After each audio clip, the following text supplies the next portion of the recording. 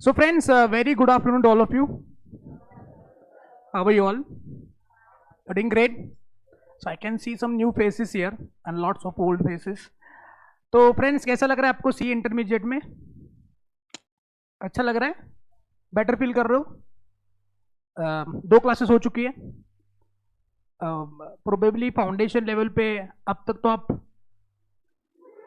कब के घर जा करके घोड़े बेच के सो गए रहते, लेकिन अभी और एक क्लास करनी है ना. तो welcome to C intermediate. Foundation में लगभग 6 घंटे का वगैरह क्लास हुआ करता था, 6-7 घंटे का, कभी कभी एक्स्ट्रा क्लास भी हुआ करती थी. लेकिन इंटरमीडिएट पे डेली बेसिस पे आपके 9 घंटे के क्लासेस तो मिनिमम बोल के रखा हुआ है. और उसके बाद भी अगर टीचर्स को बहुत प्यार आया आपके ऊपर तो कोई एक्स्ट्रा क्लासेस भी हो सकती है, इजंट इट. और जब तक हम लोग एक्स्ट्रा क्लासेस वगैरह नहीं लेंगे तब तक आपका सिलेबस जो है वो कवर भी नहीं होगा. First of all many congratulations to all of you कि आप लोगों ने सीए फाउंडेशन की जो जितनी मेहनत भरी जर्नी आपकी थी और बहुत ही डिफिकल्ट जर्नी थी उसको अपने कंप्लीट कराना. I am seriously mean it. Because ऐसा नहीं है कि सारे सीए फाउंडेशन में बच्चे आ गए तो सारे पास हो जाते, ऐसा तो नहीं है ना. लगभग 29.99% कुछ तो इंस्टीट्यूट का रिजल्ट है. इसका मतलब 100 में से 30 बच्चे जो है वो सीए फाउंडेशन पास कर चुके हैं, 70 बच्चे किसी कारणवश नहीं हो पाए. And you are really very fortunate because of your efforts and because of some effort from the teacher and the blessings of the parent and God, you got clear the CA foundation examination. Probably might be आप में से कुछ बच्चे direct entry वाले भी होंगे, लेकिन जो बच्चे CA फाउंडेशन क्लियर हुए हैं उनके लिए कंग्रेचुलेशंस.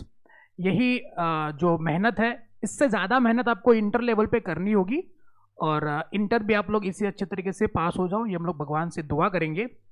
और कोशिश करेंगे कि जो सिंसेरिटी हमारी फाउंडेशन लेवल पे भी थी वही सिंसेरिटी हमारी इंटर लेवल पे उससे ज़्यादा कहीं ज़्यादा इंटर लेवल पे रहे, ताकि इंटर लेवल पे भी रिजल्ट के दिन पे आपके हंसते हुए चेहरे मुझको देखने को मिल जाए. तो without wasting much time directly हम लोग अपने सिलेबस पे जंप करते हैं या फिर अपने टॉपिक पे जंप करते हैं.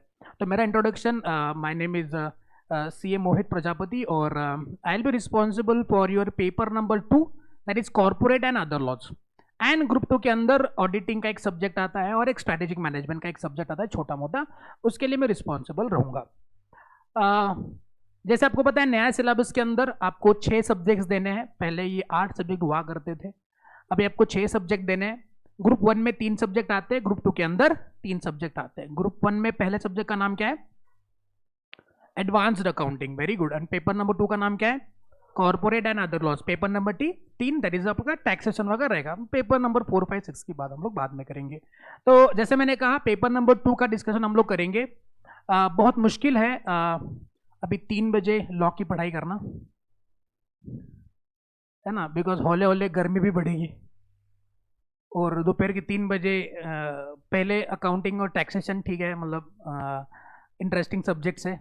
और लॉ अभी तीसरा सब्जेक्ट जो है वो लॉ पढ़ना है 3 से 6 बजे तक, वो भी 3 घंटे की क्लास रखी हुई है. फाउंडेशन पे जैसे जैसे 1.5-2 घंटे हम लोग सहन कर लेते थे आपको सर, अभी 3 घंटा सहन करना मुश्किल है. तो आपके लिए बहुत मुश्किल है 3 घंटा मेरे को सहन करना, लेकिन ठीक है कर लेंगे. कहीं ना कहीं मेरे पे थोड़ा उपकार करना कि मेरे को 3 से 6 बजे आप सहन कर लो. मैं श्योर करूँगा कि मेक श्योर करूँगा कि आपकी लॉ की जर्नी जो होगी अगले जो भी हम लोग दिन मिलेंगे आप बोर ना हो लॉ के अंदर. बड़ी सिंसेरिटी के साथ पढ़ेंगे, लेकिन सीरियसली नहीं पढ़ेंगे. मेरा हमेशा एक मोटो रहा है कि लोगों को सीरियस नहीं होना है, लोगों को सिंसियर रहना बहुत ज़रूरी है. लोग इसके अंदर थोड़ा कंफ्यूज हो जाते हैं कि हमको सीरियस बनना है कि सिंसियर बनना है. कुछ बच्चे सीरियस नहीं होते लेकिन सीरियस होने की कोशिश करते हैं, एकदम ऐसा चेहरा बना लेते हैं जैसे अभी इनको उठा के अस्पताल में डाल दिया जाए. तो सीरियस लोग जो होते हैं वो हॉस्पिटल में होते हैं. हमको सीरियस नहीं होना है, सिंसियर होना है. और चेहरे पे थोड़ा हंसी होगी तो मेरे को भी अच्छा लगेगा कि मैं भी आपको अच्छा पढ़ाऊँ, कुछ नई नई बातें आपको बताऊँ लॉ के रिलेटेड, ठीक है. बाकी तो आप सब कुछ जानते हो मेरे को कुछ बताने की गरज नहीं है. हाँ जी. तो पेपर नंबर 2 हम लोग पढ़ेंगे, आज से शुरू करेंगे. आज की क्लास हम लोग एकदम बेसिक लेवल पे रखते हैं. आज की क्लास के एक टारगेट हम लोग सेट करेंगे, वो टारगेट खत्म हो गया तो आप घर जाओगे, ठीक है. फिर हम लोग देखेंगे कब खत्म होता है. हाँ जी. तो आज की क्लास की टारगेट हम लोग रखते हैं, आज कोई नई बातें मैं नहीं सिखाऊंगा, और सिखाने से पहले, बताने से पहले कि हम लोग क्या सीखने वाले हैं, मैं बता दूं आज जो पढ़ेंगे ना ये आपके एग्जाम में नहीं आने वाले। सर फिर निकल जाए? नहीं बेटा, एग्जाम में नहीं आएगा, लेकिन आपकी अंडरस्टैंडिंग के लिए बहुत ही इंपॉर्टेंट है। फाउंडेशन लेवल पे आप लोगों ने आपकी जर्नी जो है प्रोबेबली शुरू करी होगी offer and acceptance and contract and all, isn't it? तो मोर देन 99% बच्चों की शुरुआत तो यही से हुई है। मैं नहीं पढ़ा आपको सीए फाउंडेशन लॉ पे, लेकिन फाउंडेशन लेवल पे मैंने ये सारी बातें आपको बताई होगी जरूर, लेकिन इसकी जो एडवांस बातें हैं वो आज के लेक्चर पे हम लोग डिस्कस करेंगे।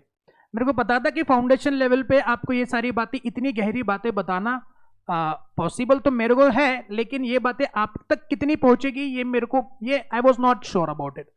तो मैं अभी आप फाउंडेशन क्लियर कर चुके हो, तो मेरे को लगता है कि आपकी मैच्योरिटी थोड़ी सी बढ़ चुकी है, और आज ये बातें हम आपसे करेंगे तो हो सकता है बेहतर तरीके से आप इसको रिसीव कर पाओ और आगे की जर्नी में इसको इस्तेमाल करो। तो आज की जो क्लास होगी वो हम लोग 2 पार्ट में डिवाइड करते हैं। नंबर 1 कि आपका सिलेबस क्या है, बिकॉज ये जानना बहुत जरूरी है कि हमको आगे कुछ महीनों के अंदर क्या पढ़ना है और उसको कैसे कवर करना है। What is your paper pattern, how the questions will look like, or how the syllabus has been drafted, because it's a new syllabus. And second one is what do you understand exactly by law. तो पहला discussion करते हैं syllabus का। जैसे मैंने कहा था कि ये 2 बातें डिस्कस होगी तो आप घर निकल जाओगे, उसको 3 घंटे लगे, 4 घंटे लगे, 5 घंटे लगे, 6 घंटा लगे, जितना घंटा लगे। अच्छा 1 घंटे में खत्म हो गया तो फिर भी आप घर जाओगे। बोथ वे होना चाहिए ना, कि 1 घंटे में खत्म हो गया तो 1 घंटे में घर जाओगे, अगर 3.5 घंटे में लग जाए तो 3.5 घंटे बैठोगे। एग्रीड? Okay, वो for you should give my acceptance or I should assume that implied acceptance. Great. चलिए तो फ्रेंड्स थोड़ा सब्जेक्ट के बारे में चर्चा करते हैं। प्यार से बच्चे मुझको लॉपति बुलाते हैं, आप चाहे जो बुलाओ।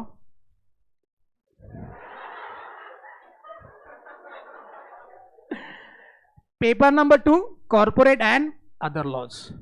नाउ इसके अंदर जैसे नाम से हम लोग देख पा रहे हैं कि 2 बातें हैं। एक है कॉर्पोरेट लॉ जो रहेगा आपके 70 मार्क के लिए, 100 मार्क का पूरा पेपर है। कॉर्पोरेट लॉज आपके 70 मार्क के होंगे। अब इसके अंदर दूसरा पार्ट जो आएगा वो है आपके अदर लॉज का। अदर लॉज गेस करना बहुत मुश्किल है, 30 मार्क का रहेगा। तो corporate law 70 mark, other law 30 mark का आपको यहाँ पे पढ़ना है। पहले ओल्ड सिलेबस में ये 60 और 40 मार्क का हुआ करता था, लेकिन अभी उन्होंने 10 मार्क यहाँ पे एडिशन करे हुए। सर ये एडिशन क्यों करा हुआ है उसका भी रीजन आपको बता देता हूं। तो जो 70 मार्क का कॉर्पोरेट लॉ है इसके अंदर हमको कितने टॉपिक पढ़ने हैं। तो कॉर्पोरेट लॉ के अंदर आपका पहला जो टॉपिक होगा वो होगा आपका कंपनीज एक्ट 2013। फाउंडेशन लेवल पे हम इसके इंट्रोडक्शन पढ़ चुके हैं ना, what do mean by companies, what are the kinds of companies, shares क्या होते हैं, एमओयू ये क्या होता है, मेमोरेंडम क्या होता है, आर्टिकल क्या होता है, डॉक्ट्राइंस क्या होते हैं। थोड़ी बेसिक बातें हमने कंपनी लॉ की फाउंडेशन लेवल पे पढ़ी है। सर फिर अब क्या पढ़ेंगे, तो अब आपके कॉर्पोरेट लॉ के सिलेबस में कंपनीज एक्ट में आपको पढ़ना है सेक्शन 1 से लेके सेक्शन 148। तो 1 से लेके 148 सेक्शन आपको यहाँ पे पढ़ने हैं। आप मुझको बताना फाउंडेशन लेवल का नॉलेज यूज करके कि कंपनी लॉ में कितने सेक्शंस हुआ करते हैं। 470 श्योर? एक्स्ट्रा भी है क्या बात कर रहे हो? 471 मोर देन 470।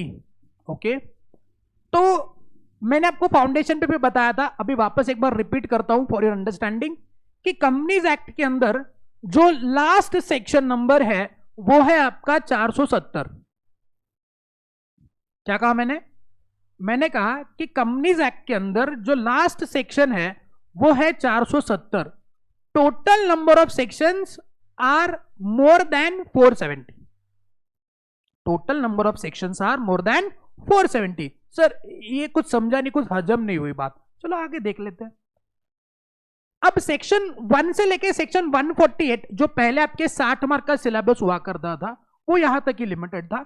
अब उन्होंने उसके अंदर थोड़े सेक्शंस ऐड कर दिए हैं और वो सेक्शन है सेक्शन 379 से लेके 393A। अब आप जो सेक्शन नंबर देख रहे हो 393A उसके बारे में थोड़ी चर्चा कर लेते हैं। तो मैंने लिखा सेक्शन 393A, ये एक सेक्शन है, और दूसरा है section 393A. Can anyone tell me the difference between these two sections?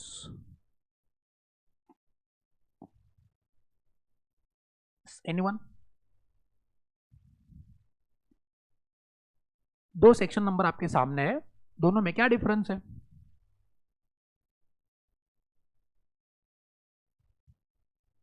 बेटा, एनी डिफरेंस इज देयर और both are same? Different sir है ना, वो स्मॉल है, कैपिटल है. हाँ जी, can anyone tell me? Wants to try mike पे?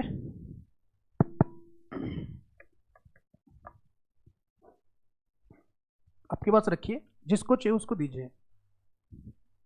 हाँ जी,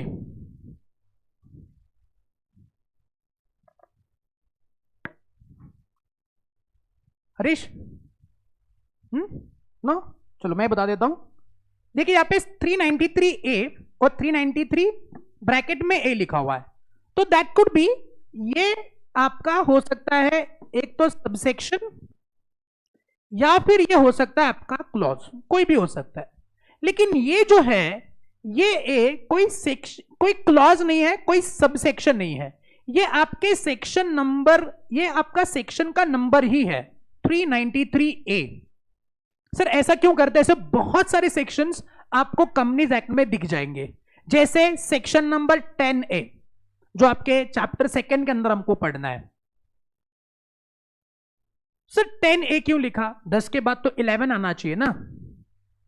393 के बाद 394 लिखते तो बेटर होता. 393A क्यों लिखते हैं? तो देखिए फ्रेंड्स, 393A हमने बाद में ऐड करा है. ऐसा भी हो सकता है ना कि हमने पहले कुछ लिखा, बाद में लगा अरे यार इसमें तो ये लिखना था, भूल ही गए हम लोग. इस एग्जाम में बहुत होता है. वैसे एग्जाम में लिखने का जबरदस्त तरीका होता है अपना, नहीं मान लो, और ऐसा होता है यूजुअली, मेरे साथ भी होता है, होता था, आपके साथ भी होता रहेगा. बीकॉम के एग्जामिनेशन में होता है. देखो कि मान लो उसके 5 पॉइंट होते हैं आंसर, एंड वी नो कि 5 ही बराबर है. इतना रट के गए भाई, कैसे बोलेंगे? लेकिन एग्जाम में 4 याद आते हैं, 5वां पॉइंट ही याद नहीं आता. ऐसा हुआ है आपके साथ कभी? 5 पॉइंट है, मेरे को पता है 5 पॉइंट है, मैं पढ़ के आया, अरे 4 याद है, तो आप क्या करते हो?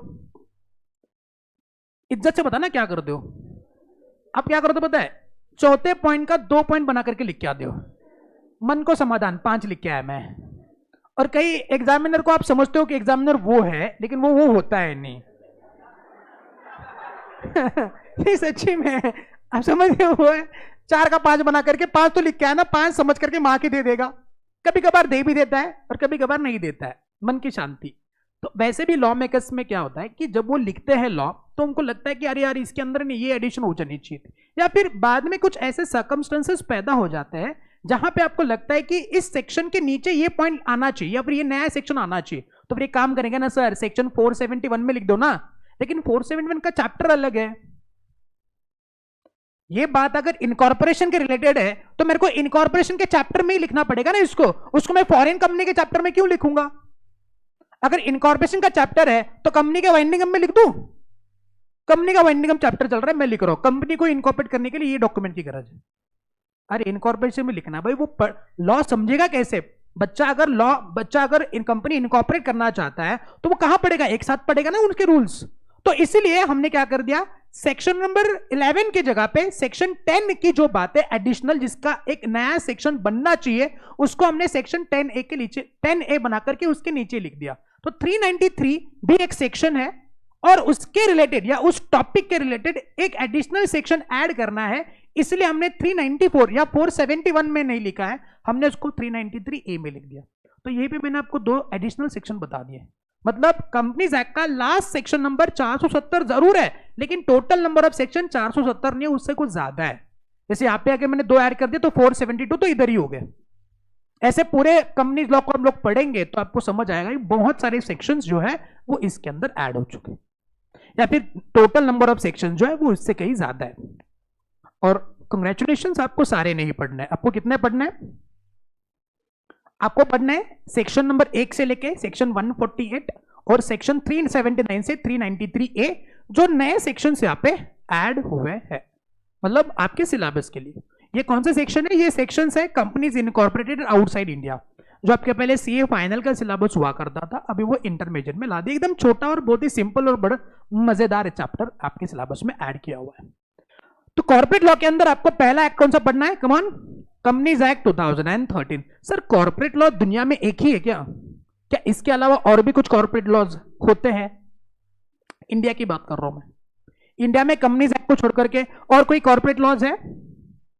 कौन से? कि ओनली कंपनीज एक्ट ही है? एलएलपी एक कॉर्पोरेट लॉ है, क्यों? एलएलपी कॉर्पोरेट और Indian contract act corporate law नहीं है? LLP is a very good, LLP is a body corporate. तो आज इंडिया में बॉडी कॉर्पोरेट्स को गवर्न करने के लिए जितने लॉज बनाए जाते हैं उनको हम लोग कॉर्पोरेट लॉज बोलते हैं।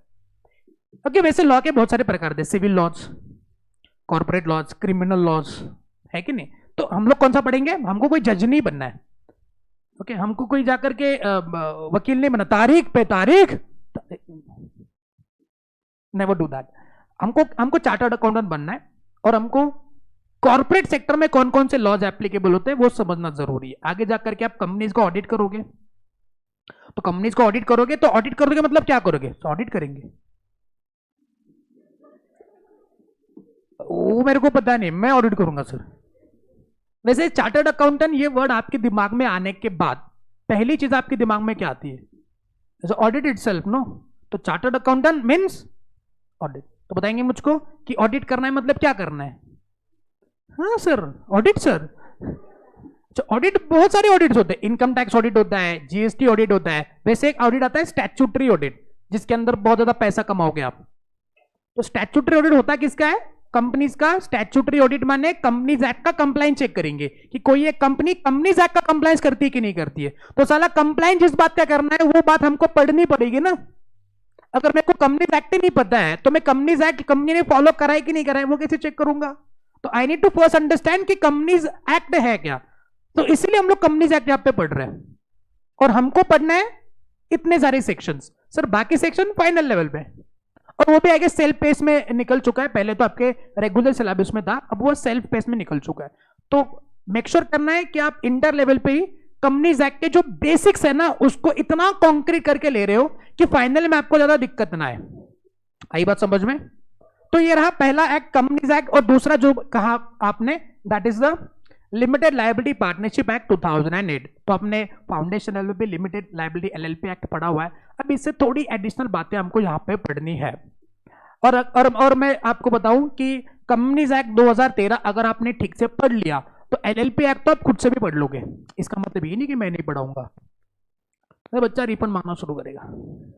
सर इसका जितना बनता है उसका रिफंड दे दो, पहला पे करने का। जोक से बात, बट कंपनीज एक्ट 2013 अगर आपने ठीक से कर लिया तो लिमिटेड लायबिलिटी पार्टनरशिप एक्ट तो आप खुद से भी कर लोगे। इतना इजी है भाई, बिकॉज एलएलपी एक्ट का जो बेस है वो आपका पूरा कंपनीज एक्ट 2013 का है।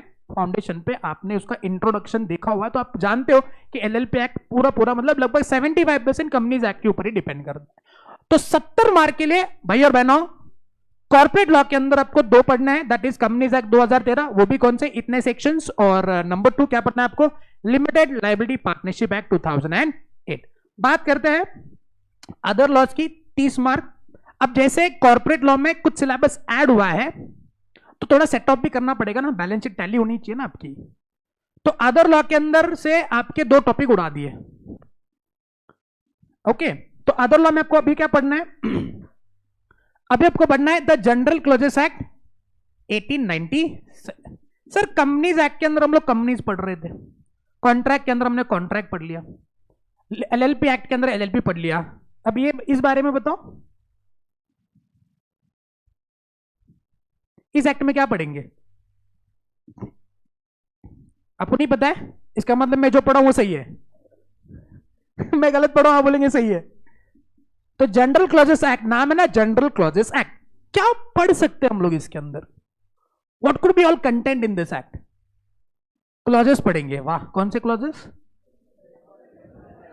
वैसे एक सवाल तो पूछना मैं भूल गया, how was your yesterday?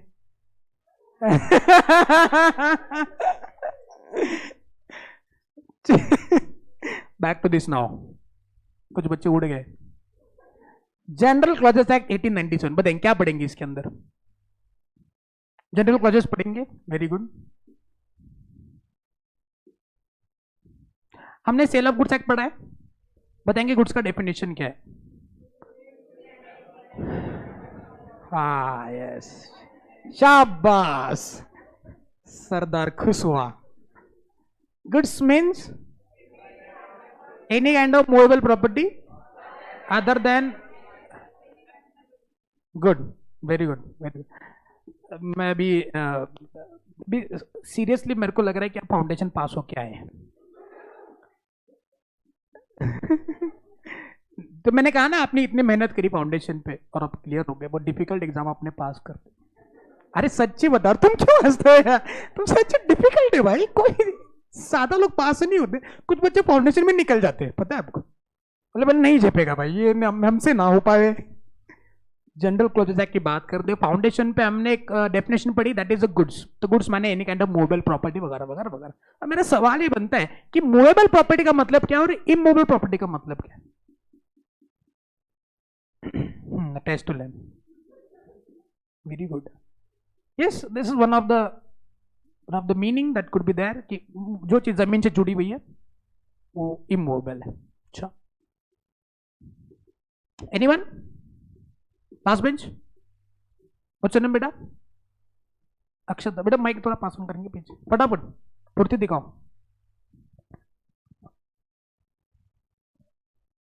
Yes बेटा, what is movable property and immovable property? Immovable property attached to land and other than सारे मूवेबल, श्योर? ओके, मतलब घर जो होते हैं वो इमूवेबल होते हैं? घर इमूवेबल नहीं होते हैं, मतलब आप जहां पे रहते हो कल कहीं और होता है घर? नहीं, घर क्या होता है, मूवेबल की इमूवेबल? immovable। इमूवेबल ना, हाँ। अच्छा डरिए मत, डरिए मत, मैं सवाल पूछूं जवाब गलत आ सकता है, और ये मत समझना कि आजू बाजू वाला क्या बोलेगा, उसको भी कुछ पता नहीं है। यहाँ पे बस एक ही है जिसको सब पता है। मतलब इन लॉ के रिलेटेड, बाकी आई डोंट नो एनीथिंग। तो आजू बाजू क्या होता है कि हम लोग जवाब देते हैं ना, तो कहीं ना कहीं हम लोग डर जाते हैं कि साला मेरा जवाब गलत हुआ तो लोग मेरे हंसेंगे, और हंसने के अलग अलग तरीके होते हैं लोगों के। कुछ लोग पीधी पीधी हंसते हैं, देखो गलत हो गया इसका। अरे गलत हो सकता है जवाब, ऐसा नहीं, बट मैं चाहूंगा कि आप इंटरेक्टिव हो। जब तक आप इंटरेक्टिव नहीं रहेंगे तब तक आप नॉलेज गेनिंग एटीट्यूड में नहीं रहेंगे। अगर आप सोचेंगे ना मेरा गलत जवाब हो गया तो क्या हो गया, तो हो गया। इस यहाँ पे किसी को नहीं पता है, किसी को नहीं पता है कि लॉ क्या है, ये जनरल क्लॉजेस एक्ट क्या है, तो जवाब गलत आ सकता है।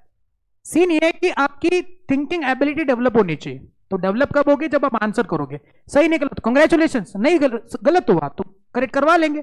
एट देन जाकर के आप फाइन, एग्जाम तो नवंबर में देने वाले हो, है कि नहीं? एग्जाम तो अभी नहीं है ना कि आपका आप गलत जवाब हो गया तो आप फेल हो गए लगेज। नहीं, यहाँ पे कुछ आता नहीं इसलिए आता हो, यहाँ पे कि सब कुछ आता है इसलिए आके बैठ गए। आपको कुछ नहीं आता इसलिए आके आप यहाँ पे बैठे हो, तो ओके, तो गलत जवाब okay, I welcome it, correct करवा लेंगे हम लोग। चलिए ठीक है, तो आपका घर इमूवेबल है, are you sure? Sure about it? Lock किया जाए, लॉक किया जाए। अच्छा, आपने सुना है कभी कि कुछ घर वगैरह जो होता है वो क्रेन से उठा ली? सुना है कि नहीं सुना है आपने? अरे इंस्टाग्राम पे कच्चा बादाम ही दिखते का नलायक को, ये भी आता है इंस्टाग्राम पे। हाँ, कुछ अच्छे अच्छे वो चैनल्स होते हैं, उसको भी फॉलो करो नलायक को। नेशनल जियोग्राफिक, डिस्कवरी विस्कवरी, उसके अंदर भी होता है, इंजीनियर्स चॉइस वगैरह ऐसा कुछ होता है, तो उसके अंदर दिखते हो। अच्छा, वो क्या करते हैं, खिसका लेते हैं, जो भी मशीन में ना घर उठा लेते हैं, और उसको कहीं और जगह पे लाके बिठा देते हैं घर को। तो बताओ, घर इमूवेबल है कि मूवेबल? मूवेबल हो गया। ये बच्ची बोल रही इमूवेबल है, आप बोल रहे मूवेबल है। अच्छा, आपका दिमाग वैसे ही मूवेबल है।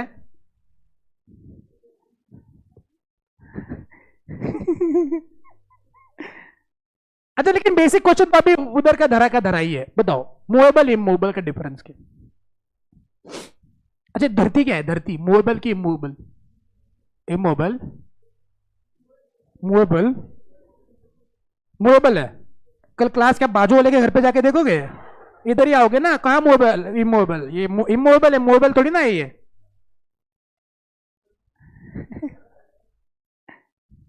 अच्छा बताओ ना, धरती क्या है, मूवेबल की immovable?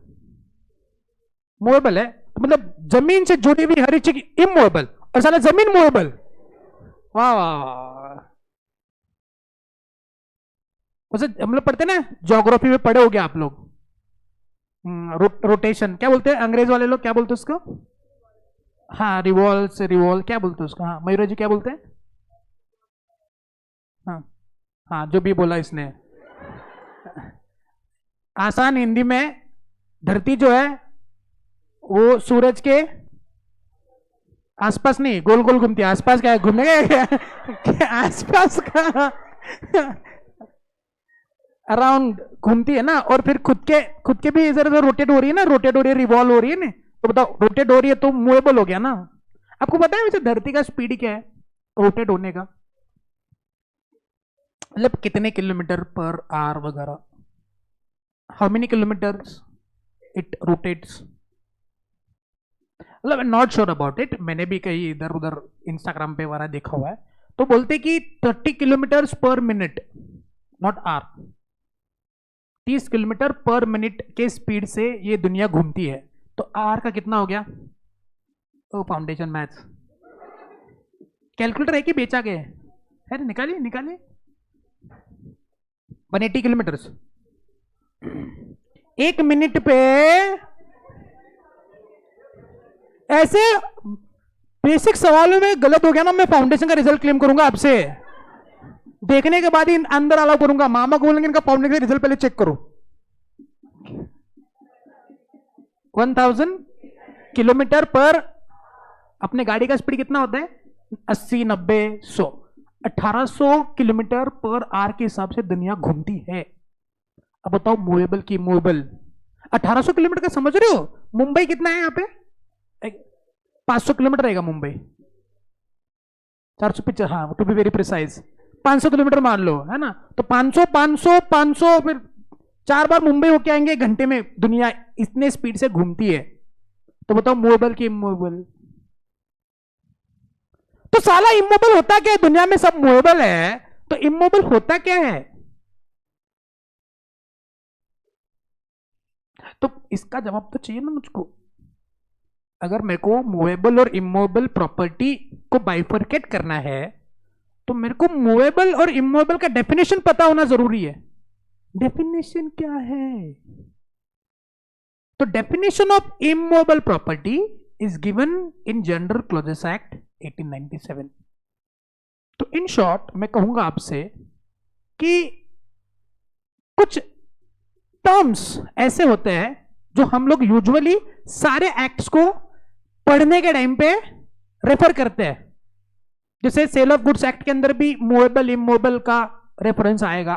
Transfer of properties act, आपने घर खरीदा होगा, मम्मी पापा ने खरीदी करा होगा, किसी ने बेचा होगा इधर उधर, तो आपने उसमें देखा होगा कि इमूवेबल प्रॉपर्टी की खरीदी बिक्री हो रही है। तो वो जो ट्रांजैक्शन है वो कवर हो रही है ट्रांसफर ऑफ प्रॉपर्टीज एक्ट से। तो ट्रांसफर ऑफ प्रॉपर्टीज एक्ट को रेफर करने के टाइम पे आपने अगेन इमूवेबल मूवेबल प्रॉपर्टी का रेफरेंस लिया होगा, उस टर्म को देखा होगा। लेकिन बेसिक अंडरस्टैंडिंग तो नहीं हो रही है कि मूवेबल क्या है इमूवेबल क्या है। एवरी एक्ट में हम मूवेबल इमूवेबल इस टर्म को डिफाइन नहीं करते हैं। चलो लॉ की किताब इतनी मोटी मोटी होती है, उसके अंदर वापस ये सारी बातें लिखेंगे, सारी बातें हर एक किताब में लिखने जाएंगे तो किताब तो इतनी बड़ी हो जाएगी। तो इसके लिए जो यूजुअल टर्म्स है जिनका रेफरेंस हम लोग डे टू डे लाइफ में बहुत सारी जगह पे करते हैं, जिसको रेफर करते हैं लॉ पढ़ने के टाइम पे, उन टर्म्स को हम डिफाइन करेंगे जनरल क्लॉजेस एक्ट। इसलिए नाम क्या है? जनरल क्लॉजेस माने टर्म्स जो जनरली हम लोग यूज करते हैं, और वो सारी बातें जनरल क्लॉजेस एक्ट में लिख दी। बात समझे कि नहीं समझे? आगे बढ़ेंगे, जो जनरल क्लॉजेस एक्ट आएगा तो बहुत मजा आएगा पढ़ने में, सिर्फ बहुत सारी टर्मिनोलॉजीज है। बात समझे कि नहीं समझे? चलो और एक एग्जांपल दे दो जनरल क्लॉजेस एक्ट को समझने में, लॉ का इंटरेस्ट बढ़ाने के लिए ये बहुत जरूरी है। मान लो किसी एक्ट में लिखा है, कोई क्रिमिनल एक्ट है, उसमें लिखा दैट, चलो कंपनीज एक्ट में लिखा मान लो कि ए director who contravenes section number, or director who fails to file the financial statement of the company, he will be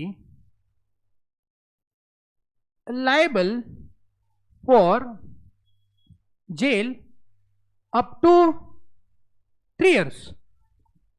ऐसा कोई प्रोविजन नहीं है, मैंने बना दिया अभी। A director who fails to file the financial statement, एक कंपनी का डायरेक्टर है, उसने अगर कंपनी के फाइनेंशियल स्टेटमेंट गवर्नमेंट को फाइल नहीं करे तो उसको 3 साल की सजा होगी। लिख दिया कंपनी लॉ पढ़ने के टाइम पे, ये सेंटेंस आपके सामने आ गया, आ गया, ठीक है। तो एक डायरेक्टर है मिसेस ए, जिन्होंने ये फाइनेंशियल स्टेटमेंट्स फाइल नहीं करे। बताएंगे मिसेस ए जेल जाएगी नहीं जाएगी? मिसेस ए जेल जाएगी नहीं जाएगी? पक्का? हम इन पे से यस, मिसेस ए जेल जाएगी। Raise your hands if your answer is affirmative. Sure? जाएगी? जाएगी बेटा? क्यों? वो ही है क्या शी है?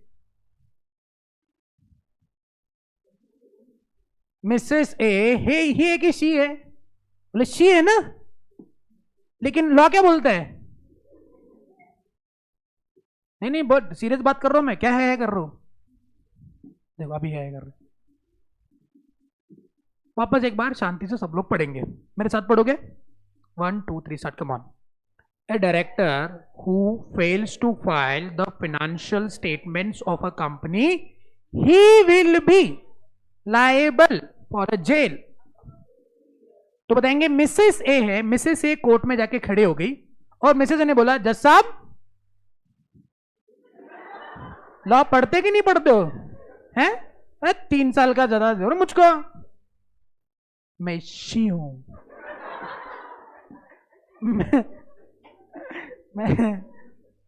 मैं स्त्री हूं, स्त्री, मैं कुछ भी कर सकती हूं। डायलॉग आई डोंट नो कहां से आए, सुना था। वो स्त्री है, वो कुछ भी कर सकती है।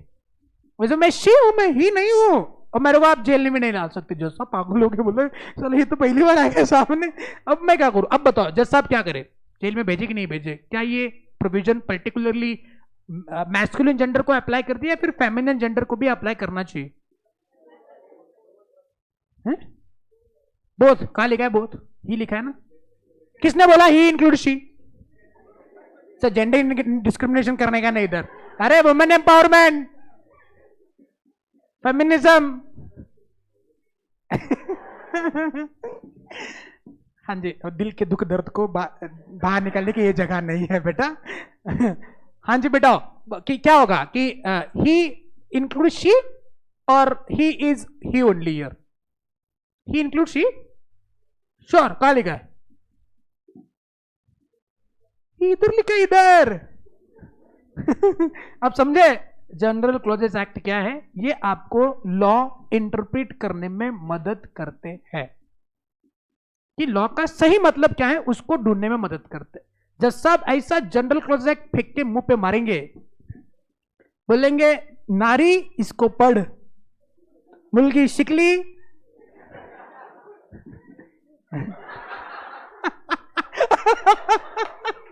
ताली हो जाएगा, जबरदस्त। बोल रहे मुल्की शिकली जेल में गेली, तो अभी जनरल क्लॉज एक्ट पढ़ेगी तो जेल में जाएगी ना। अभी क्या है सीन? इधर लिखा हुआ है एक सेक्शन के अंदर कि ही इंक्लूड्स शी, कि जहां जहां पे, बिकॉज लॉ जब लिखते हैं तो मैस्कुलिन जेंडर को दिमाग में रख करके लिखते हैं।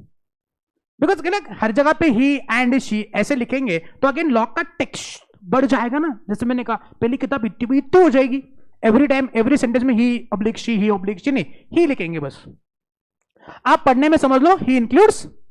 अब एक सवाल का जवाब देना, ही इंक्लूड्स शी। अब सवाल आपके दिमाग में आ गया, आप उतने होशियार हो गए। बताओ, he includes she, but whether she includes he? पढ़ो ना ये एक्ट, बार पढ़ो पहले, ये पढ़ो, ये बहुत भारी लग रहा है ये इंटरेस्टिंग है सर, इसको पढ़ाओ पहले। कंपनी तो भाड़ में जाए, नहीं पढ़ना है मैंने। बता, शी इंक्लूड्स ही? यस और नो? हाँ कि ना? कितने लोगों लग रहा है हाँ सर शी इंक्लूड्स ही? कितने बोले नहीं सर ऐसा थोड़ी ना होता है। जैसे मान लो कोई एक्ट है, मतलब prevention of dowry act, dowry, हुंडा नको मामा फक्त पोरगी द्या मला, पैसा घेणं देणं पटत नाही म्हणाला, हुंडा नको मामा फक्त पोरगी द्या मला. डाउरी नहीं रहता है ना. अगर मान लो प्रिवेंशन ऑफ डाउरी एक्ट लिख दिया. अब उसके अंदर मैंने लिखा कि if a particular lady is been harassed due to the dowry scene whatever it is. I have not read the act. I'm just telling you the brief. कि if the particular lady is been harassed due to the dowry scene, she has a right to file the case on a person who has harassed her. ऐसा एक sentence लिख दिया. और तो फिर she लिखा ना, तो she को मैं ही समझू. Why? Because वो एक्ट पर्टिकुलरली नारी के लिए लिखा हुआ है ना. वो फेमिनिन जेंडर को दिमाग में रख के लिखा हुआ है. जो जनरल लॉज होते हैं वो फेमिनिन जेंडर को दिमाग में रखते हुए लिखा जाता है, लेकिन वो फेमिनिन के ऊपर भी लागू होता है. लेकिन जो एक्ट फेमिनिन जेंडर के लिए ही स्पेसिफिकली लिखे जाते हैं उनके अंदर she is not equal to he. She does not includes he. कहां लिखा है ये? अब बात समझे जनरल क्लॉज एक्ट के अंदर पढ़ना क्या है. तो बहुत सारे एक्ट्स को इंटरप्रेट करने में, बहुत सारे एक्ट्स का सही मतलब निकालने में आपको जनरल क्लॉजेस एक्ट जो है वो मदद करेगा. एनी डाउट सो फार? तो ये हमको यहां पे पढ़ना है. नेक्स्ट पढ़ना है अगेन इंटरप्रिटेशन ऑफ स्टैट्यूट. ये कोई लॉ नहीं है. दिख रहा है आपको एक्ट और कुछ दिख रहा है?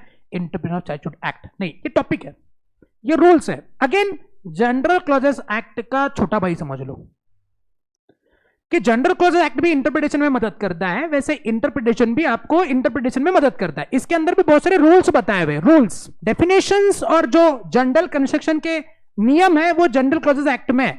जैसे प्रॉपर डेफिनेशंस आपको यहाँ पे दिए हुए, जैसे अभी मैंने बोला कि रूल की इंक्लूड शी, ये सारी बातें यहाँ पे लिखी हुई.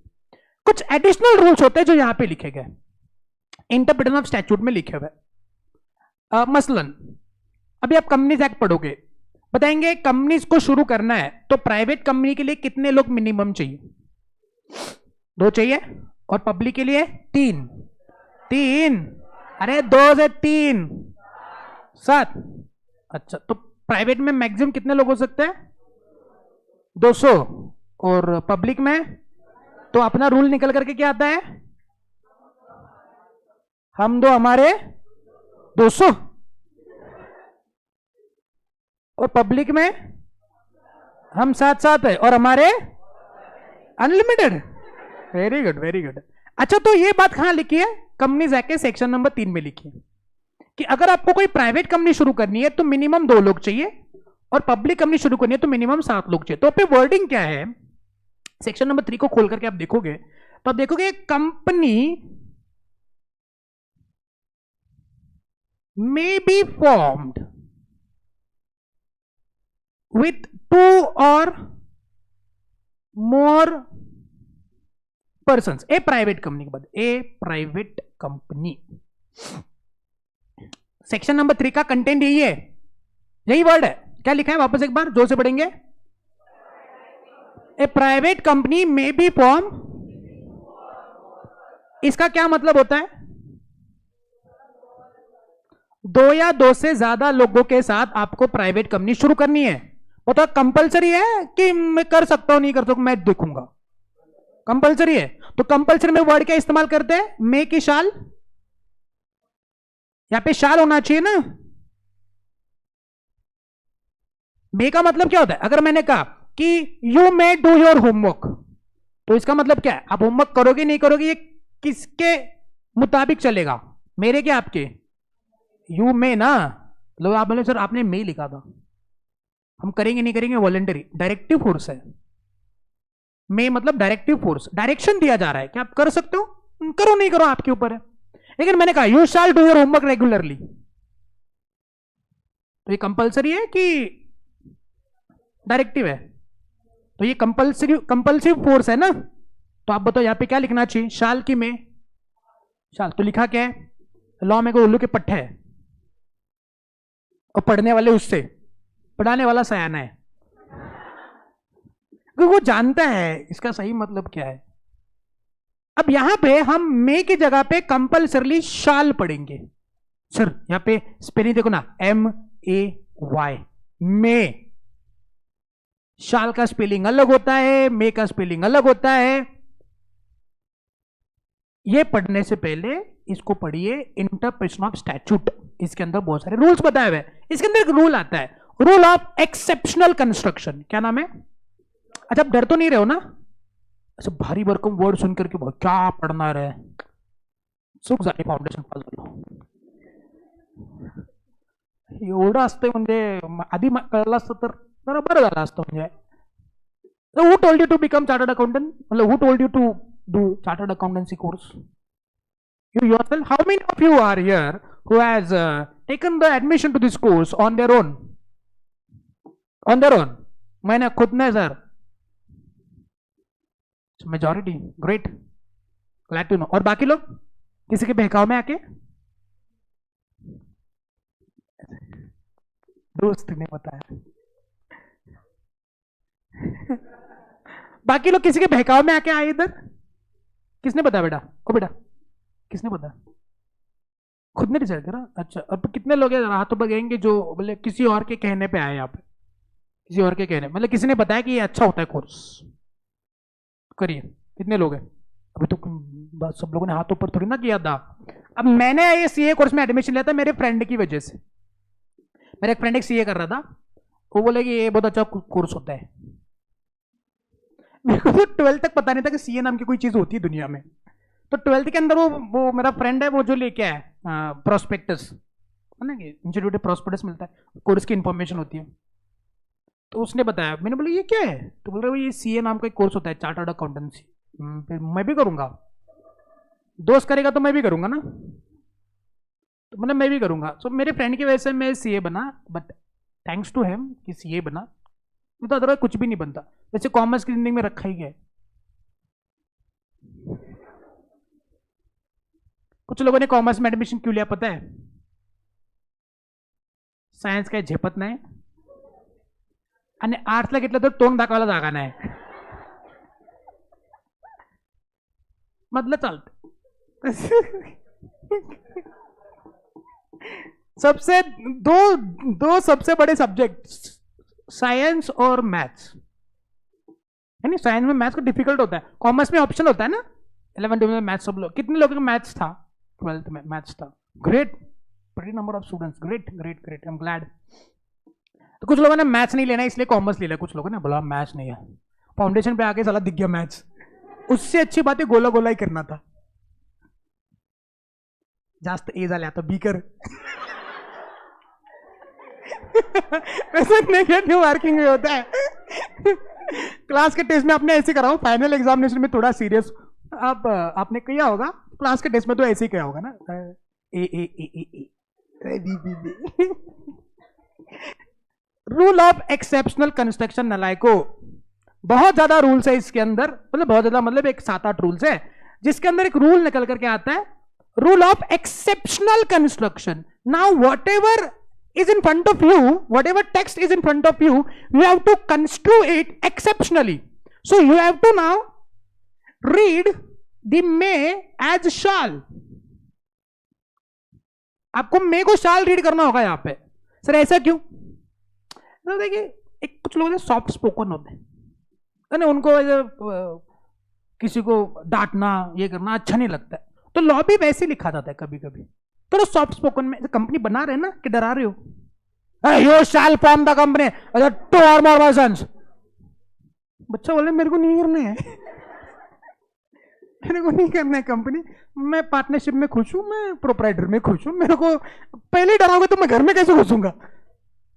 है कि नहीं? किसी रिलेटिव के घर पे चले गए है ना, वे आंटी जी अंकल है ना, एकदम आपके फ्रेंड्स के भी कुछ मम्मी पापा होंगे जो एकदम एकदम तापट, देखने से डर लगता है, ज्वालामुखी है। हम फ्रेंड को देखते कसं काय जिवंत आहे तुलाच माहिती बाबा। तुला नोबेल पुरस्कार दिला पाहिजे यासाठी। तो होता है ना कि जब इनिशियल कुछ सेक्शंस लिखते हैं जहां पे हम लोगों को वेलकम करना है, तो हम लोग थोड़ा सा सॉफ्ट वर्ड्स का इस्तेमाल करते हैं।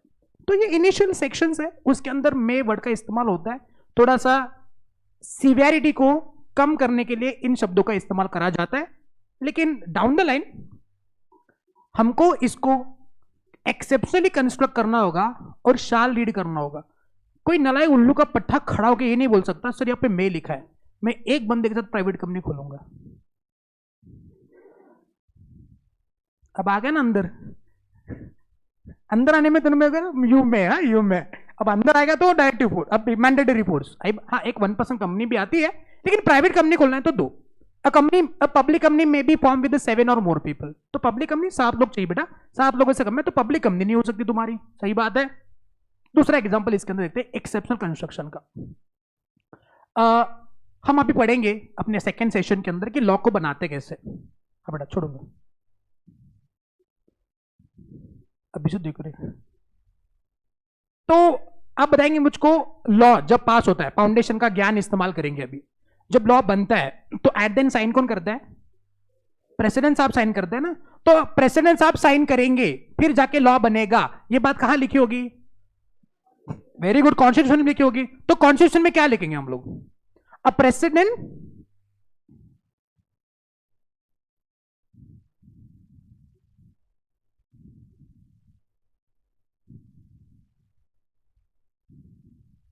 है ना, क्या लिखा? अ प्रेसिडेंट शाल। अब एक बात बताओ, प्रेसिडेंट का औहदा क्या है?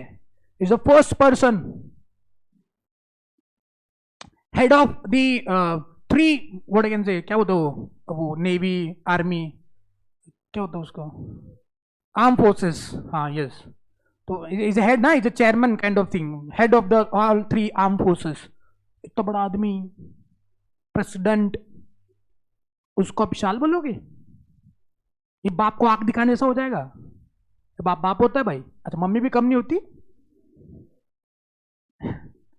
हम बाप को आंख नहीं दिखाते और बाप मम्मी को आंख नहीं दिखा पाता है। नहीं ट्रुथ है ये, सही है। तो बताएंगे यहाँ पे प्रेसिडेंट शाल लिखे कि प्रेसिडेंट में लिखे? लिखने में क्या लिखोगे? मतलब आप प्रेसिडेंट साहब का औहदा देख रहे हो, प्रेसिडेंट आप देखिए कभी न्यूज चैनल पे वगैरह, प्रेसिडेंट साहब का औहदा क्या होता है? बड़ा आदमी है, बड़ा level, first I can say hierarchy में फर्स्ट पे आता है प्रेसिडेंट। तो आप उनको देख करके कायदा लिख रहे हो, तो आप क्या लिखेंगे? यू बीइंग अ ड्राफ्ट्समैन आप क्या लिखोगे? शाल लिखोगे कि मैं लिखोगे? भाई रिक्वेस्ट लिखो ना, रिक्वेस्ट। शाल लिखो ना, कान के नीचे कंटा पाएगा ना, शाल लिखोगे, बड़ा आदमी है। आप क्या लिखोगे? आप थोड़ा रिक्वेस्टिंग भाषा में लिखोगे ना कॉन्स्टिट्यूशन में। अभी कॉन्स्टिट्यूशन में ही उतना औहदा दे दिया आपने उसको बड़ा, तो थोड़ा इज्जत तो दे दो भाई उसको। तब क्या लिखेंगे? A president may sign the bill to become it as enactment and to apply it as enactment. तो मे लिखेंगे ना, तो कॉन्स्टिट्यूशन में मे ही लिखा हुआ है, लेकिन बताओ प्रेसिडेंट बोला कि यहां पे तो मे लिखा है। द्रौपदी जी क्या कहेंगे? द्रौपदी बोलेगी तो इधर मे लिखे, आज मेरा मूड नहीं, कल आना। एक बात बताओ मुझको, अगर ऐसा लिख करिए कि प्रेसिडेंट साहिबा, तो लॉ कैसे पास होगा? तो प्रेसिडेंट साहिबा को खुद को समझना पड़ेगा, रूल ऑफ एक्सेप्शनल कंस्ट्रक्शन। यहाँ पे मेरे को इज्जत दी जा रही है, इज्जत का फालूदा नहीं करना है। तो इसका एक्चुअली मीनिंग है शाल, तो it should be read as a shall. Interpretation of statute कहां कहां पे अप्लाई होता है देखो, सही बात समझ में? चलो और एक एग्जांपल बताता हूं। तो मैंने लिखा लॉ में, कोई एक लॉ है स्पेसिफिकली अननेम्ड है, लिखा उसके अंदर that you can have pet animals like cow, dog or cat, horse etc. लिखा ना एटसेट्रा, अभी सारे एनिमल्स नाम थोड़ी ना लिख सकते हैं, एटसेट्रा लिख दिया। Now what is there included in the etcetera? नहीं एक तो घर पे होता है ना ऑलरेडी। टाइगर, मैं जाके जंगल से टाइगर पकड़ के लेके आया, अब वो मेरे को लेके आ रहा है कि मैं उसको लेके आ रहा हूँ, नहीं समझ रहा है। लेकिन फिर भी मतलब जंगल से टाइगर उठा के लेके आया मैं, अब बोला कि मैं इसको पालूंगा। पता मैं तो पाल लूंगा, आजू बाजू वाले क्या करेंगे? वो एकदम, मैं छोटा था ना तो हमारे आजू बाजू ना वो डक पाले थे, डक। हाँ इतने बड़े हाइट के थे वो। अरे अभी क्या ऐसे नहीं जा सकता हूं मैं थोड़े तो।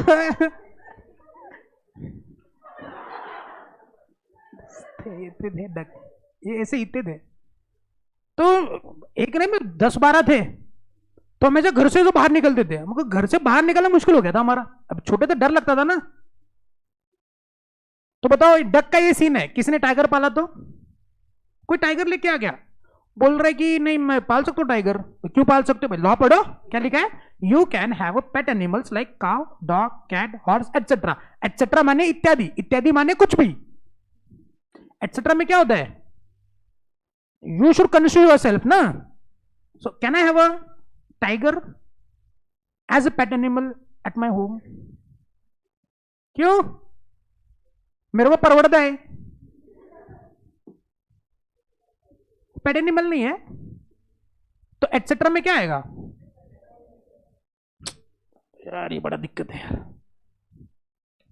तो आप इसका मतलब ये कह रहे हो सर, ये जो एटसेट्रा वर्ड है, this word will derive its meaning from its adjacent words, means cow, dog, cat, horse et cetera. तो et cetera word will derive its meaning from the words attach to it, that is dog, cow, cat and horse. तो उसके category में जो होता है अभी duck आएगा ना, वो थोड़ी ना वाइल्ड एनिमल है। बात समझे सर, ये कहां पे कहां लिखा होगा, इंटरप्रिटेशन ऑफ स्टैट्यूट। एक रूल आता है, कान खुले सबके, रूल ऑफ एजिस्डम जनरस, देवाचा असते ते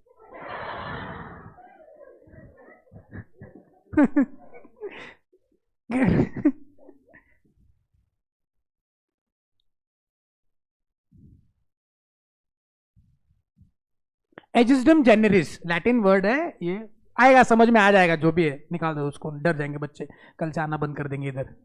सर बहुत डिफिकल्ट पड़ता है सर कुछ, लेकिन इंटरेस्टिंग है, बहुत इंटरेस्टिंग है, लग रहा है इंटरेस्टिंग है श्योर। तो अगेन जनरल क्लॉजेस एक्ट और इंटरप्रिटेशन आपको लॉ के सही मतलब को डिराइव करने में मदद करेंगे। वैसे तो जनरल क्लॉजेस एक्ट को फादर ऑफ ऑल लॉज कहा जाता है, मेरे को ये फादर नहीं, फादर के फादर है ये, वैसे देखा जाए तो इंडिया में जितने भी लॉज है, इवन मैं बताऊं तुमको, कॉन्स्टिट्यूशन को पढ़ने के लिए भी जनरल क्लॉजेस एक्ट का इस्तेमाल करा जाता है। तो कॉन्स्टिट्यूशन से बड़ी पावर है इसकी, बिकॉज कॉन्स्टिट्यूशन में भी जो भी वर्ड्स आता है उसका भी मतलब आपको यहां से पता चल सकता है। कॉन्स्टिट्यूशन को इंटरप्रेट करने के लिए, लॉज को इंटरप्रेट करने के लिए आप ये इंटरप्रिटेशन स्टैट्यूट का इस्तेमाल कर सकते हो। दोनों लॉज एक दूसरे के भाई है और वो आपको लॉ का मतलब ढूंढने में मदद करते हैं। यहां तक क्लियर, पक्का, बड़ा ही इंटरेस्टिंग टॉपिक है ये, बहुत मजा आएगा पढ़ने में। तो सर फिर आगे क्या पढ़ेंगे, फिर आगे बढ़ेंगे एक छोटा सा एक्ट, इसका नाम क्या बोलो, फॉरेन एक्सचेंज मैनेजमेंट एक्ट। क्या नाम है, हेमा, सॉरी फेमा, फेमा, वो स्लिप ऑफ टंग हो गया, हो जाता है कभी कभी। Foreign exchange management act, sir नाम है ना foreign exchange management act. What we learn in this, we learn about the things in the regarding the foreign exchange ना, पक्का। चलो मान लेते हैं आप घूमने चलेंगे, कहाँ घूमने जाओगे, हाँ गारंटी पता था ना लाइक, तो वहां का एक करेंसी आता है रूबल, isn't it? तो मान लो यहां से कुछ बच्चे अपना हरी चला गया रशिया, तो यहां से खींचे में पैसा ले गया रुपए, गांधी जी लेके चला गया, तो रुपए लेके चला गया वहां पे रशिया में दुकान में चला गया, बोले दुकान में कोई सामान खरीदी कर रहा है, वहां पे रुपए दे रहा है, चलेगा, चलेगा नहीं चलेगा। अच्छा मान लो डोनाल्ड ट्रंप इंडिया में आ गए, ट्रंप तात्या, और डॉलर ले गया, डॉलर, और यहाँ पे दुकान में जाकर के कोई सामान खरीदी कर रहे और वहां पे डॉलर दे रहे, दुकानदार लेगा चलेगा। इंडिया में फॉरेन करेंसी नहीं चलती है, इंडियन करेंसी छोड़ करके, और इंडिया के बाहर रुपए नहीं चलते, आपको उसी कंट्री के करेंसी को यूज करना होगा। हाँ dollar is a freely exchangeable currency, आप कर सकते हो यूज, लेकिन फिर भी इंडियन करेंसी नहीं चलती है ना, तो इंडिया की करेंसी छोड़ करके बाकी सारे क्या है बोलो आपके फॉरेन करेंसी है। तो आपको अगर इंडिया से बाहर जाना है, इंडिया के लोग बाहर इंडिया में, इंडिया के बाहर के लोग इंडिया में आएंगे, चलो घूमने ही नहीं जाना है, हमको व्यापार भी करना होता है, तो इंपोर्ट एक्सपोर्ट आप जानते हो, तो अगर मेरे को इंपोर्ट एक्सपोर्ट करना है तो I should have a currency of that country ना, जैसे मेरे को जापान में जापान से इंपोर्ट करना है, तो जापानीज कंट्री के जो भी एक्सपोर्टर होंगे उनको मैंने क्या देना है, रुपए देने हैं कि येन देने हैं? उनको येन देने या फिर मैंने डॉलर देने हैं? तो मेरे को क्या करना पड़ेगा, एक तो जिसके पास येन है उससे खरीदी करना होगा, या जिसके पास डॉलर है वो डॉलर खरीद करने पड़ेंगे और उनको डॉलर देने पड़ेंगे, येन देने पड़ेंगे। बात समझे? तो ये करते कैसे है सर? कहां पे मिलेगा ये डॉलर, ये येन कहां मिलता है सर? बैंक से और ऑथोराइज एजेंट्स है जहां पे आपको ये फॉरेन करेंसी मिलेंगे। सर मेरे को जितने चाहिए उतने करेंसी मिल सकते क्या? तो मजा आएगा नहीं? नहीं, बहुत पैसे मेरे पास, बोले समझ लो, अज्यूम करना कि मेरे पास बहुत पैसे है, मैं घूमने जाने वाला हूं, इंडिया के बाहर में घूमने जाने वाला हूं, अरे यूएसए जाने वाला घूमने के लिए मैं, तो मेरे पास 100 करोड़ है। कितने? लास वेगास जाऊंगा। Las Vegas? हाँ, what happens in Vegas stays in Vegas. मैं लास वेगास जाऊंगा, वहां पे कसिनो भी सुना है, ऐसे पैसे उड़ाऊंगा कसिनो में, जैसे गेम खेलूंगा राउंड राउंड वाला, जुआ खेलूंगा। अरे समझ लो कहानी के सारे पत्र काल्पनिक है, इसका वास्तविक जीवन से कोई संबंध नहीं है। तो बोलेंगे सर मैं आपको फॉरेन एक्सचेंज मैनेजमेंट एक्ट का एक बेसिक बता रहा हूं। तो मैंने जाना है कहां पे, यूएसए में जाना है, लास वेगास में जाना है, बहुत पैसे उड़ाने हैं, बहुत पैसे मेरे पास 100 करोड़ रुपए। मैं गवर्नमेंट के पास बोला गवर्नमेंट मेरे को डॉलर चाहिए, और बोला हाँ ले लो ना, कितना चाहिए? बोले 100 करोड़ रुपए का। क्या गवर्नमेंट मेरे को 100 करोड़ का डॉलर देंगे? क्यों? बदले में मैं 100 करोड़ रुपए थोड़ी ना दे रहा हूं कि नहीं दे रहा हूं? ये लिमिट कहां लिखा है? तो हमको इसके अंदर वही पढ़ना है कि कितना एक्सचेंज में कितने कौन से पर्पज के लिए इस्तेमाल कर सकता हूं। मेरे को घूमने जाना है तो कितने फॉरेन करेंसी मुझको मिल सकते हैं, मेरे को अगर व्यापार करना है तो कितने करेंसी मिल सकते हैं, कितनी रोक है, क्या कर सकता हूं क्या नहीं कर सकता। कुछ चीजें ऐसी होगी जिसके लिए आपको फॉरेन करेंसी बिल्कुल नहीं मिलेगी, कुछ चीजें ऐसी होगी जिसके लिए फॉरेन करेंसी मिलेगी लेकिन लिमिटेड मिलेगी। जैसे मान लो मेरे को दुबई में प्रॉपर्टी खरीदी करनी की, दुबई में प्रॉपर्टी खरीदी करनी का है मेरे को, वो वहां पे कहां पे, palm Jumeirah, palm Jumeirah manmade island है, वहां पे मेरे को प्रॉपर्टी खरीदी करनी है। आपने देखा है ना पाम जुमेरा? चलो देखते हैं पाम जुमेरा, यहां पे मेरे को प्रॉपर्टी खरीदी करनी की इधर। तो अभी मेरे को इंडियन रुपीज देने का कोई फायदा नहीं है, मेरे को क्या देना पड़ेगा? दरहम्स, जो दुबई की करेंसी है दरहम्स। तो मैं दरहम्स कहां से लूंगा? इंडियन गवर्नमेंट से लूंगा ना, इंडियन गवर्नमेंट के पास वो दरहम्स होंगे, नहीं होंगे तो दुबई से खरीदी कर लेंगे, बैंक में जाऊंगा तो बैंक से मिल जाएंगे। तो यहां पे प्रॉपर्टी कितने का मिलेगा? 10 लाख का, कम से कम 4 से 5 करोड़ रुपए लगेंगे कम से कम। तो 4-5 करोड़ रुपए इंडिया के, उसमें दरहम्स में कैलकुलेशन होगा, 20-25 रुपए का एक दरहम मिलता है। तो मेरे को उतने दरहम चाहिए ना, तो मैं ले सकता हूं सर, मेरे पास बहुत पैसे है, मैं पाम जुमेरा में घर खरीदी कर सकता हूं। जवाब मिलेगा आपको फॉरेन एक्सचेंज मैनेजमेंट एक्ट में कि क्या मैं पाम जुमेरा में घर खरीदी कर सकता हूं। अब जब सीए बनेंगे, जब सीए क्यों कर रहे हो पता नहीं सर, पता चल गया तो पहले आपको बताएंगे। Why you are doing CA? पैसा? पैसा नहीं सर, स्टेटस। झूठ बोलने की गरज नहीं है, सच सच जवाब दे दो। सीए क्यों कर रहे हैं आप? पैसों को लेकर रहे हैं ना पक्का? तो करोड़ों रुपए कमाएंगे तो इन्वेस्टमेंट नहीं करेंगे? यहां पे घर खरीदना चाहोगे नहीं चाहोगे? चाहोगे ना? हाँ जी बेटा। तो यहां पे घर खरीदना चाहोगे ना, तो खरीदी नहीं कर सकते, नहीं कर सकते, ये फॉरेन एक्सचेंज मैनेजमेंट एक्ट बताएगा। भले आपके पास बहुत पैसे है लेकिन आप खरीदी करोगे नहीं करोगे, फॉरेन एक्सचेंज मैनेजमेंट एक्ट आपको बताएगा। सही बात है, पक्का। चलो और एक एग्जांपल देता हूं, अब बोलते नहीं हुए, 10 मिनट के बाद ब्रेक दूंगा। बताएंगे इस इंडिया में कितनी एयरलाइन कंपनी चलती है? एयरलाइन हवा, कितनी एयरलाइन कंपनी चलती है बताओ? स्पाइसजेट, ये भारी वाले बताओ रहे तुम। एयर इंडिया, चलो Air India, very good. Vistara, star, भारी वाला बोलो ना, भारी वाला। IndiGo, very good, one of the leading airline company IndiGo, जो डोमेस्टिक टैक्सी ऑपरेटर है। ग्रेट। हाँ, एमिरेट्स, एमिरेट्स तो इंडिया में नहीं, इंडिया का बाहर का है, इंडिया का। Akasa, very good, you should be very proud about it. Akasa, why? Because Akasa has been founded by the chartered accountant mister Rakesh Jhunjhunwala. Okay, अभी तो दुनिया में नहीं है, लेकिन चार्टर्ड अकाउंटेंट एयरलाइन कंपनी खोल रहे, बताओ, ये आपके लिए मोटिवेशन होनी चाहिए। साला हम लोग सेकेंड हैंड प्लेन तो खरीदी करे। एयरलाइन कंपनी खोल रही है, बड़ी कैपिटल इंटेंसिव बिजनेस है। हाँ बेटा, मेरे लिए खरीदी करूंगा बेटा मैं। वैसे मैंने उसका प्रोटोटाइप खरीदी करा हुआ है, जल्दी वो उड़ेगा अभी, तेरे को पहली फ्लाइट करवाऊंगा। अकासा, अच्छा, और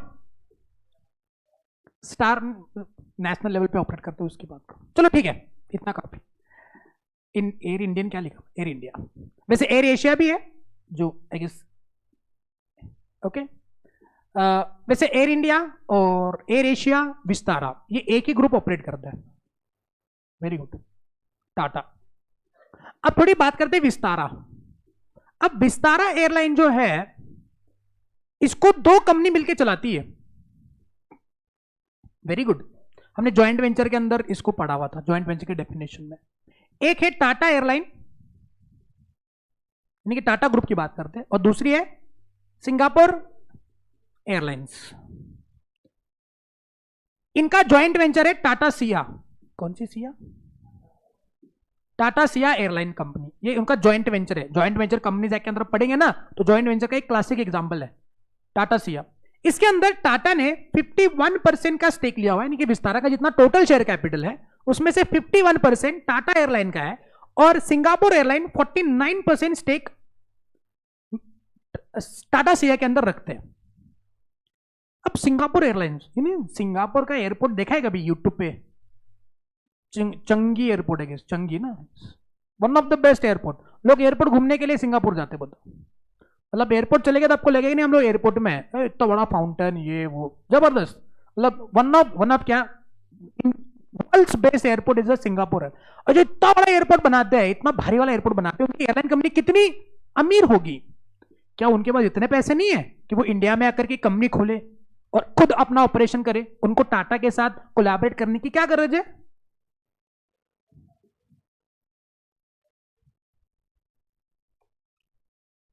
बिल्कुल सही जवाब दिया, FDI, foreign direct investment rules. अब ये गवर्न होते हैं अगेन आपके फॉरेन एक्सचेंज मैनेजमेंट से। कि आज अगर सेक्टर वाइज बात करेंगे, आज अगर इंडिया में कोई भी बाहर की कंपनी एयरलाइन ऑपरेट करना चाहती है तो उसका मैक्सिमम स्टेक 49% हो सकता है। इंडियन लोगों के पास 51% होना चाहिए, तो एक के पास हो, दो के पास हो, तीन के पास हो। तो इस रूल के तहत सिंगापुर एयरलाइन ने अपना स्टेक 49% तक रखा हुआ है, इससे ज्यादा वो नहीं ले सकते, because of foreign exchange management act. आई बात समझ में? तो हमको फेमा के अंदर, यानी फॉरेन एक्सचेंज मैनेजमेंट एक्ट के अंदर क्या पढ़ना है? तो ये सारी बात पढ़नी कि अगर हमको बिजनेस करना है, इंपोर्ट एक्सपोर्ट करना है, फॉरेन में इन्वेस्टमेंट करना है, बाहर का इन्वेस्टमेंट इंडिया में लेके आना है, तो कितना लिमिट है? मैं घूमने जाऊंगा तो कितना फॉरेन एक्सचेंज मिलेगा? इंडिया के बाहर का बंदा कोई इंडिया में आएगा घूमने के लिए तो उसको कितना रुपए मिलेगा? मेरे को इन्वेस्टमेंट करना है बाहर तो कितना मेरे को मिलेगा? हाँ, अच्छा चलो मान लो मैं बाहर में जॉब करता हूं, इंडिया के बाहर जॉब करता हूं, तो वो तो मेरे को उसकी करेंसी भेजेगा, तो इंडियन गवर्नमेंट क्या वो एक्सचेंज करके देगा? वैसे बाहर के लोग भी इंडिया में काम करते होंगे तो वो तो रुपए में कमाते हैं, तो जो अपने घर पैसे भेजेंगे तो किस में भेजेंगे? उनके करेंसी में भेजेंगे। तो वहां पे कितना लिमिट है कि नहीं लिमिट? सारी बातें फॉरेन एक्सचेंज मैनेजमेंट एक्ट के अंदर पढ़ेंगे। बात समझे? अरे क्लियर है? बड़ी इंटरेस्टिंग सब्जेक्ट है ना, सिलेबस है ना। मतलब बाकी अकाउंटिंग वगैरह ये तो थोड़े प्रैक्टिकल सब्जेक्ट्स हैं, टैक्सेशन प्रैक्टिकल है, लॉ एकदम इंटरेस्टिंग है। हर एक प्रोविजन में आपको एकदम ऐसा मजा आने वाला है पढ़ने में, बोलो वाह क्या प्रोविजन बना है। आपको ऐसा लगेगा कि हम लोग पार्लियामेंट में बैठे हुए हैं और हम लॉ बना रहे हैं, हम लोग उस प्रोविजन को समझ रहे हैं, उसको हम लोग अप्लाई करके देख रहे हैं, ऐसा मजा आएगा आपको। तो ये रहा आपका क्या बोलो पूरा सिलेबस। समझ करूंगा paper number 2 corporate and other law, 100 mark का सिलेबस। कॉर्पोरेट लॉ 70 मार्क, जिसके अंदर क्या पढ़ना है? और एलएलपी एक्ट 2008। और दूसरा क्या आएगा? कितने मार्क का? क्या क्या पढ़ना है हमको? Interpretation and foreign exchange management act. एक मजे की बात बताऊं, पहले के ना ओल्ड सिलेबस के अंदर कुछ ही सब्जेक्ट्स में आपके एमसीक्यू आते थे, अभी गोला गोला करना है हर एक सब्जेक्ट में, मतलब 6 सब्जेक्ट में आपको एमसीक्यू मिल जाते हैं। तो लॉ के अंदर भी आपका 70 मार्क का सब्जेक्टिव पेपर है, यानी कि पूरा लिखना है, और कांग्रेचुलेशंस 30 मार्क के एमसीक्यू है। और मजे की बात,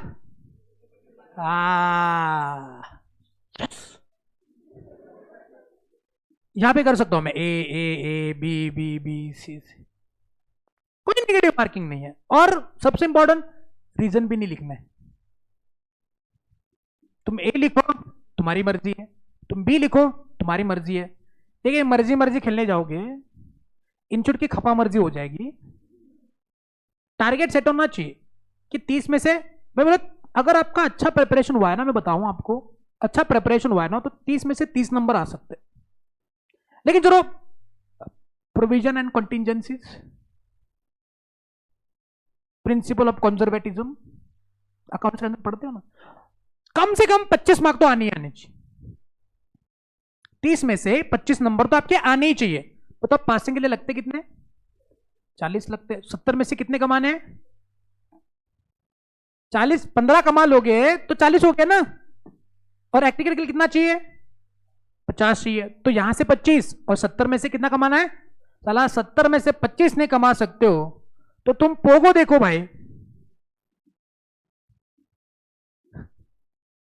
70 में से 25 नहीं निकल सकते क्या, आराम से निकल सकते हैं। तो लॉ में पासिंग का कोई चिंता ही नहीं है, पास तो हम ऐसे ही हो जाएंगे,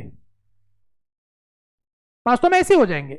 हाँ, टारगेट सेट करना चाहिए कि कितना नंबर आना चाहिए। हमारे प्रीवियस बैच के स्टूडेंट ने कुछ 84, 85 की 86 ऐसा कुछ लाया, मैं भूल भी गया कितना नंबर है। वैसे टारगेट सेट होना नहीं चाहिए, टारगेट हमेशा 100 का ही होना चाहिए। 100 मार्क का पेपर है तो 100 नंबर आने चाहिए बस, मतलब 100 का मैं लिख के तो आऊंगा, अब जो आएंगे कितने वो उसके ऊपर। लेकिन फिर भी बैर मिनिमम टारगेट अगर सेट करना है तो मैं कहूंगा एग्जामिनेशन तो स्कोर करना ही करना है।